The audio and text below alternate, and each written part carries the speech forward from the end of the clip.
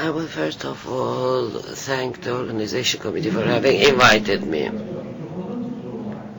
We cannot hear you very clearly. Is it the microphone?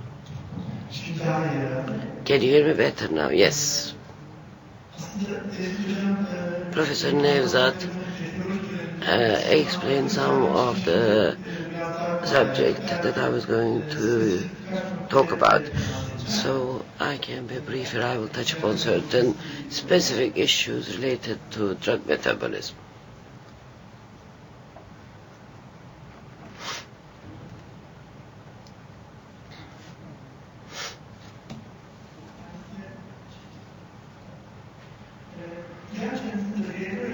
You know that there are variations among different individuals in their response to medication. There are many factors which have an impact, such as physiological situation, drug-drug interaction, environmental factors, and genetic factors will have an impact on drug metabolization and will create difference between individuals. This figure is a typical example of an enzyme which metabolizes medication. Healthy individuals have different levels of drug metabolization.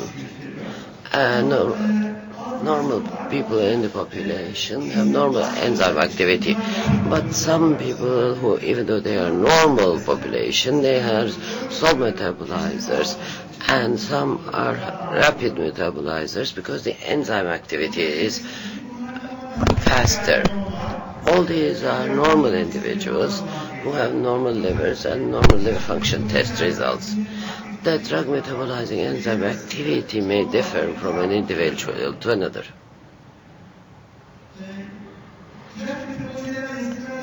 The drug metabolizing enzymes, most of them are cytochrome P450 enzymes. And we call them CYP. CYP3A group is about 40-50% of the drugs that we use in clinic. They metabolize all these drugs, and this enzyme is at high levels in the liver. But for psychiatric drugs, 2D6 enzyme is the most important enzyme here. In addition to that, we have 2C19 that is responsible for metabolizing about 15 to 20% of the psychiatric medication. We also have 2C9, 1A2, and 3A4 cytochrome enzymes. They are active in the metabolization of psychiatric medication. Now let us look at the genetic polymorphism. I'm sorry, Professor Nevzat, it's like a repetition of what you said, but we are looking at the metabolism here, and we have to discuss all this. As you know, cytochrome P450 enzymes have a genetic structure which has been studied, and there is also a nomenclature committee. It's called allele nomenclature committee. They study cytochrome P450 enzymes, the CYP enzymes.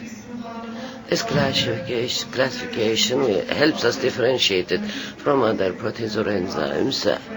And here you see the web address of this committee. The nomenclature committee classifies new mutations, looks into their functional efficacy, and publishes them on the website. The first gene was called STAR1. It was published first, and after that, of course, the numbers are increasing, STAR2, STAR3, STAR4, etc. And if there are any variants, they are called STAR2A to STAR2B, etc.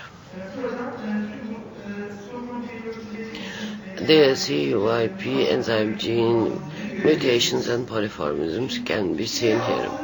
2D6 and 2C19 are very important enzymes for metabolizing the psychiatric drugs. They both have genetic polymorphism as well as drug-drug interaction. Drug-drug interaction could be inhibition or induction, but 2D6 enzyme is very specific because in the human beings there's no in vivo factor which induces 2D6 enzyme.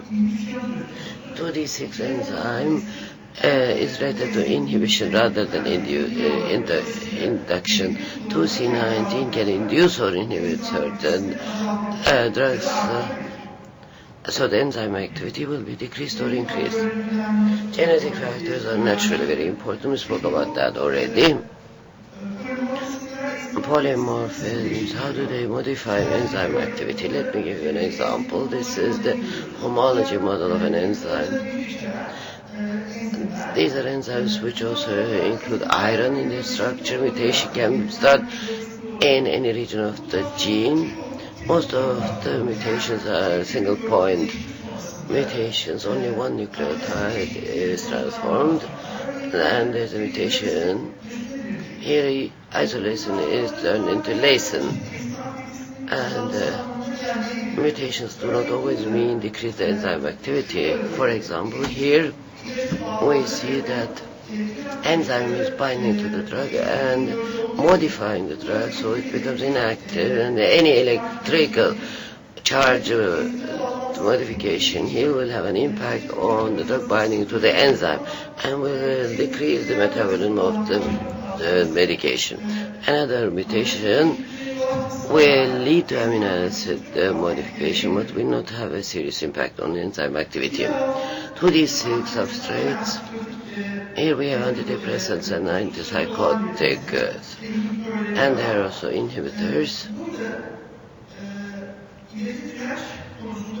Here you see gene duplication of 2D6. In most of the populations in the world, you see the frequency of gene duplication. In Mediterranean countries, including Turkey, gene modification or gene duplication is about 10%. In Oriental populations, it's decreased. The highest rate can be observed in Ethiopia, it's about 30%. Gene duplication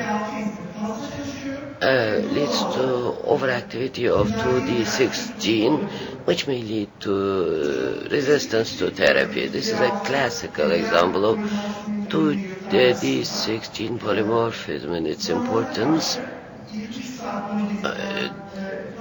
The plasma nortriptyline concentrations have been followed for 72 hours, single dose, 25 milligrams of nortriptyline, and here you see the plasma levels in different individuals. In a normal individual, a functional 2D6 gene number is 2.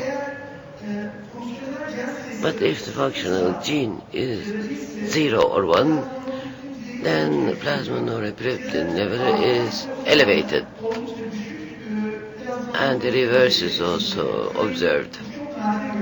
I know that this is not very frequently seen, but in the genome, an individual who has 13 CYP2D6 will have only 10 nanomolar concentration at the peak level. Repeated doses of nortriptyline are given to the individual. It's a model, of course. It's based on clinical data. We believe that this is the therapeutic interval of nortriptyline, and this therapeutic level, is effective only for normal individuals or individuals who do not have duplications. But if the individual has gene duplications, then it's not a therapeutic level. When you increase the dose, then you will be reaching toxic concentrations. But in normal individuals, you are reaching therapeutic concentrations. 3 or 4 copy individuals are at the lowest levels. Similar data with risperidone. We also have some individuals who are ultra rapid metabolizers. Risperidone is very rapidly metabolized. Even though you gave the same dose, the rapid metabolizers have very low levels of plasma risperidone compared to poor metabolizers. This could be interesting. It is a recent publication, and you see many antipsychotic drugs and their level of metabolization depending on the individual, whether they are poor, rapid or ultra-rapid metabolizers. And here you can see the percentages summarized in comparison to normal dose. Let me give you the example of imiprevin. Slow metabolizer will be able to make use of only 28% of the recommended dose in an ultra-rapid metabolizer. In order to get an effective treatment dose, you have to increase the amount of drug that you have to regulate the dose. Sertraline, nefozadone, upropion, these are 2D6 genetic polymorphism. They are not influenced by 2D6 genetic polymorphism. Now 182. You will remember the case presented by the previous speaker, the CYP 182. There are many mutations on this gene. One of them is the STAR1F mutation. In the Qatar Hospital, a study was carried out on about 100 schizophrenia patients who were given medication, clozapine treatment, and the treatment resistant group had an F mutation, and the cigarette smokers were higher in this group.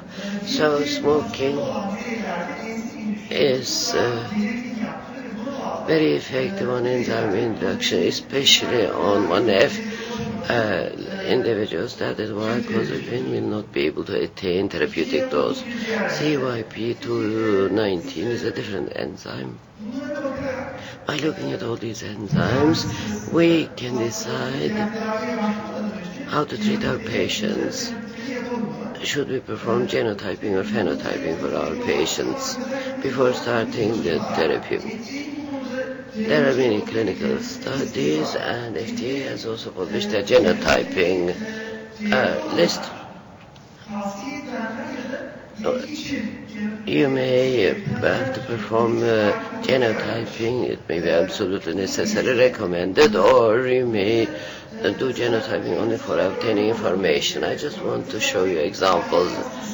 In an ALL patient, Philadelphia chromosome is important before you start the treatment of the patient. This is a genetic test that is required. Before starting warfarin treatment, you have to analyze for 2C9 genetic analysis. It is recommended to carry out this genetic test before starting with warfarin. But for 2C19 psychiatric medication, genotyping at the present is only for information purposes. It is neither necessary nor recommended, but it's only good for collecting information. To show enzyme activity, you can also go for phenotyping. You can measure plasma drug levels, and you can use certain specific probe drugs to indicate the activity of 2D6, 2C19, and 2C9. These are the drugs that we know to be metabolized by 2D6, 2C19, and 2C9. By measuring these, you can have information about the activity of that enzyme. Naturally, it's not routine. We do not have sufficient clinical information. It is only a recommendation. Would you please end your presentation? This will be my final slide. Let me give you a brief information about the present situation in Turkey. 2D6 enzyme is not highly active in poor metabolizers, and we have about 3 million people in our population. The enzyme is not active, so they are slow metabolizers, and the drug the concentration is very high. If it's a prodrug, then the prodrug is not metabolized, so you can speak about resistance to treatment. The other extreme is individuals who have 2D16 duplication. About 7 million people in our population are very rapid metabolizers. And when they are treated with psychiatric drugs, since their metabolism is very rapid, they will be resistant to treatment. If it's a prodrug, then you can also observe increased levels of side effects. Thank you very much.